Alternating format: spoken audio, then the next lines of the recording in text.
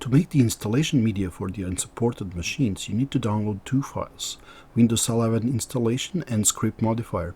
You can find the links in the description. Extract modifier zip file into a folder and move Windows Media Creation tool into it. Start modifier batch file. If you get the Windows Defender message about the unrecognized app, click on More Info and then Run anyway. Once the modifier starts, it will ask you for which version of Windows you want to create the installation disk.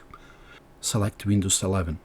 In this case, I've chosen the ISO file, but you can also select the USB. Media Creation tool will start and generate the ISO file or bootable USB. This process may take 10 minutes or more. Don't be alarmed if the application disappears from the screen for a while. Once the process is done, check the folder for ISO file you can burn on the installation DVD. Now you have boot media you can use to install Windows 11 on unsupported hardware.